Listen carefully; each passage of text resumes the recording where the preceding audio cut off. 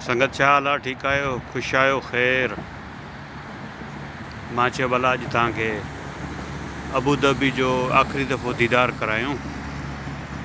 सो ही मशहूरु Cornish street Abu Dhabi ऐं ही ईरानी नार, बेसिकली हे हिते थोरो बसि चैनल आहे सम्झो, परियों वरी ॿेट आहे इहो साम्हूं।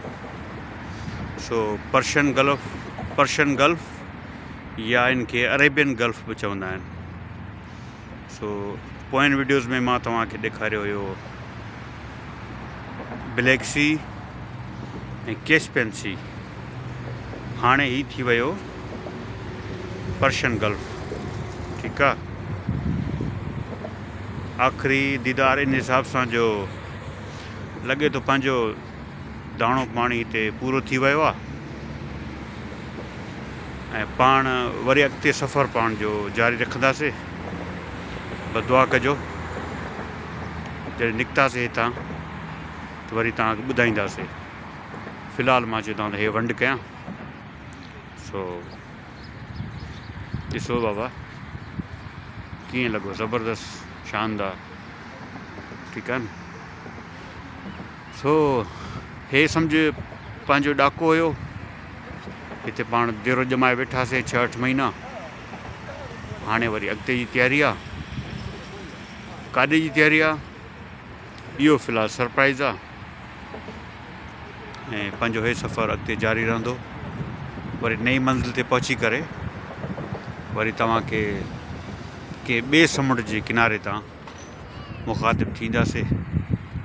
फ़िलहालु Abu Dhabi capital of United Arab Emirates, हिन UAE में बेसिकली 7 स्टेट्स आहिनि, ठीकु आहे न। 7 स्टेट्स आहिनि ऐं अबू धाबी जो कैपिटल आहे। अबू धाबी स्टेट बि आहे।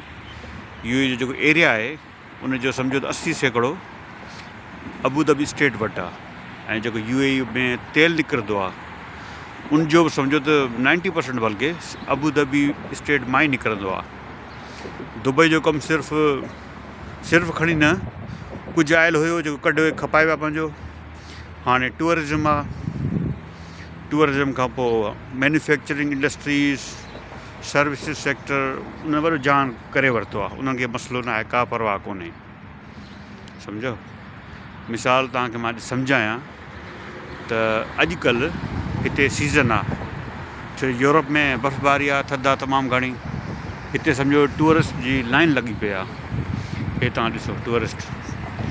सो हिकु ॾींहं में दुबई वर्ल्ड में 4 लख माण्हू लहंदा आहिनि हिकु ॾींहं में। हाणे हिसाबु लॻायो त केतिरा जहाज़ आया हूंदा जिन्हनि हिकु ॾींहं में 4 लख माण्हू हिते पहुचाया आहिनि सिर्फ़ु दुबई में। UAE में मतिलबु अबू धाबी में अलॻि। सो साल जो जेको फिगर बीहे थो न उहो किरोड़नि में आहे। माना किरोड़े माण्हू हिते घुमण थो अचे पियो, किरोड़े, लिटरली किरोड़े माण्हू, लखे न। साल में किरोड़े माण्हू घुमण ईंदा, हिते जो कारोबार, बिज़नेस, धंधो छा बीहंदो। हिते होटल्स एतिरा आहिनि जो सीज़न में मतिलबु सम्झो माण्हू ठठ थी वेंदा आहिनि। हे गोरा करोड़ा हिते ईंदा आहिनि। सुठो टाइम गुज़रंदो आहे, मौसम बहितरीनु आहे, सियारो आहे पर हिते कुझु बि न आहे। ऐं हे अहिड़ियूं मुलां बलाऊं बि अथां आहिनि कुझु हिते, हे अलाए किथां जी बला आहे। बहरहाल सो मां चयो तव्हांखे दीदार करायूं।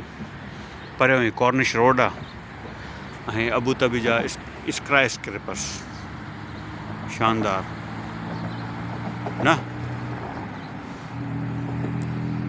अबू धाबी एक्चुअली मूंखे माना दुबई खां वधीक सुठो इन करे लॻंदो आहे जो खुलियो शहरु आहे, ट्रैफिक जाम कोन्हे, फर्स्ट क्लास, बहितरीनु शहरु आहे। हे सी पर्शियन गल्फ जो नज़ारो।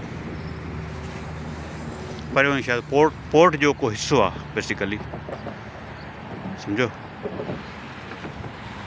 हिते हे ई जान हूंदो आहे,